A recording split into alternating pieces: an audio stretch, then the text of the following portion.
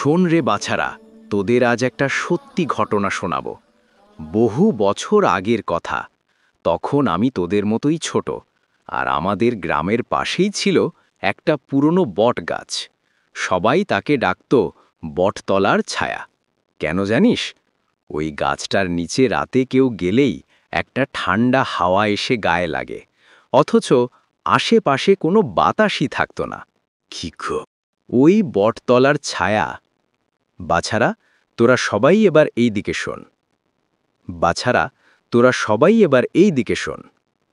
ওই বট গাছটা কি সত্যিই ভূতের বাসা ছিল? বাসা ছিল কিনা জানি না রে, তবে যেটা দেখেছিলাম তা তোদের বলছি।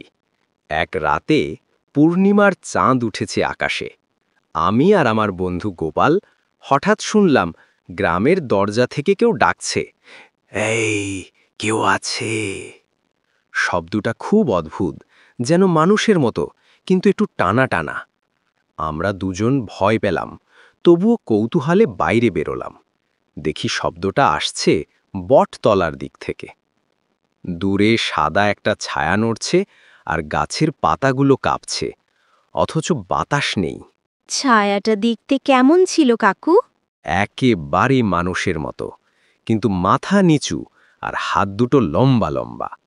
আমরা ধীরে ধীরে কাছে যেতেই দেখি ছায়াটা গাছের শেকড় ধরে বসে কাঁদছে। আমি গোপালকে বললাম, চলো পালাই, কিন্তু গোপাল তো খুব দুষ্টু। সে বলল, না, আমি দেখে আসব। ঠিক তখনই সেই ছায়া মুখ তুলল। তার চোখ ছিল লাল, একেবারে রক্তের মতো। সে আমাদের দিকে তাকিয়ে বলল, আমায় পানি দাও। বাছারা, সেই কণ্ঠস্বর শুনেই আমাদের বুক কেঁপে উঠল। আমরা দৌড়ে ঘরে ঢুকলাম, পিছনে তাকাতেও সাহস হয়নি। পরে কি আবার দেখেছিলেন? হ্যাঁ রে, 2 দিন পর আবার সবাই শুনল কারো কান্নার শব্দ বটতলা থেকে। গ্রামের বড়রা মিলে সেখানে গেল আর দেখল গাছের পাশে একটা পুরনো কবর।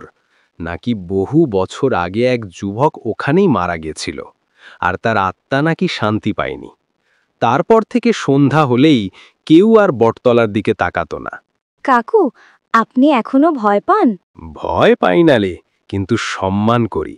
কারণ রাতের অন্ধকারে কে যে ছায়া, মানুষ না অন্য কিছু, সেটা কখনো বোঝা যায় না।